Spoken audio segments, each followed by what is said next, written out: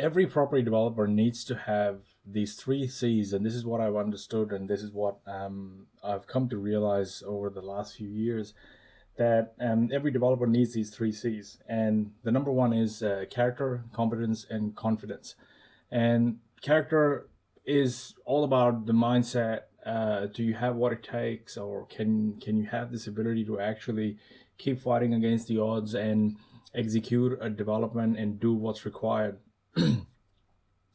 Competence, you might have all the good intentions in the world, but if you are not competent enough, or you don't have the knowledge or the skills or the resources or the right team or the support and everything, it's going to be an uphill battle for you. So competence is required for you to do property development. A lot of people leave a message saying, look, I know what I'm doing, everything is great, but those aren't the people who you would see can actually rinse and repeat that over and over again. Those are the people, they're like one-hit wonders. Of course, in a growing market, nobody really needs to do anything. You could just buy a property, wait for a year, and then sell it and do nothing and still make money. And confidence can only come from knowledge. It actually, if you don't know something, you'll always be hesitant to take the next step. You'll always be reluctant in doing what is necessary to actually do the development. So it'll help you handle the risk, and it'll help you handle different things, especially if you are in the middle of a downturn, for example. So I think these three C's are the most important characteristics of any developer: character, confidence, and the competence that comes with the knowledge and the skills that's required. Okay, so with all these different types of developments that we do, what comes next is the different product type that are actually that stem from all of these different kinds of development strategies.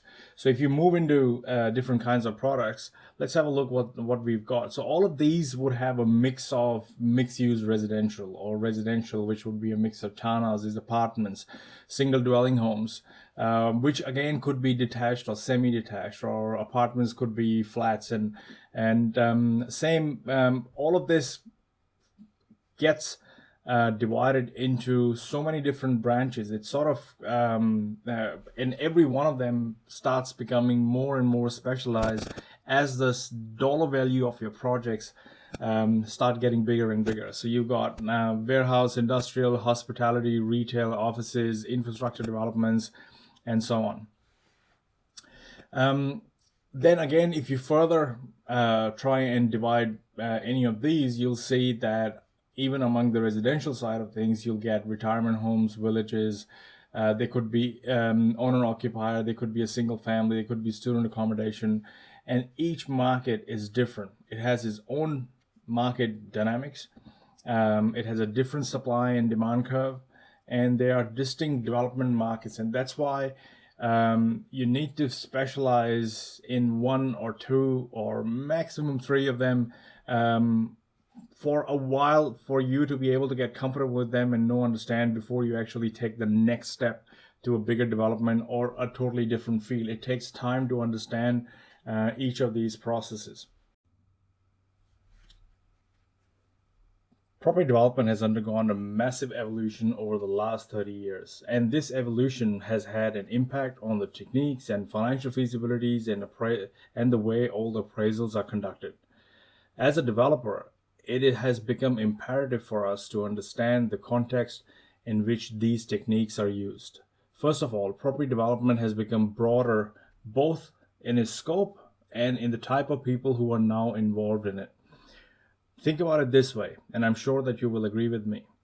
With all the technology controlled by a handful of billion-dollar companies, they're all the tech giants that control all the technology that we use, and the stock market controlled by the super rich, property is the only space where normal people have a chance to make some money and get ahead in life. This is where the field actually becomes level. Yes, of course, you can't go out and compete and start competing with massive developments, with massive developers on day one, but it gives you a level playing field where you can compete with people who are just like you. However, many investors, newbies and wannabes entering the market, still do not bother to undertake a thorough financial feasibility of their project. But the increased competition in the development market now compels developers to conduct stringent feasibilities in assessing their development projects before getting into them. And I think the main reason is that the cost of making a mistake carries a significant financial downside in this industry. Secondly, property development is no longer exclusive to large project builders, and developments are now open for anyone with the right knowledge, land, and or financial might to get in. In other words, the barriers to entry have come down, and before you know it, your barber and your photographer will be in competition with you in this field. And this is 100% true. I used to go to a hairstylist, but the hairstylist actually had barber written outside his shop. And we became friends. We started talking. It turns out that he used to develop on the side to supplement his income. And he actually had 5 unencumbered properties, all made via property development. I recently celebrated my 40th birthday, and I hired a photographer. I went to the site. The site said one of these photographers had a really good review, so I paid for him. He rocked up on the site. We started talking, and it turns out that the photographer also does property development on the side so that he can supplement his income. So I think I may be attracting too many property developers in my life. But anyway, having said that, the people who will survive beyond their first development are the ones who are meticulous, and they have pioneered a system that they can follow to rinse and repeat every time, irrespective of the market.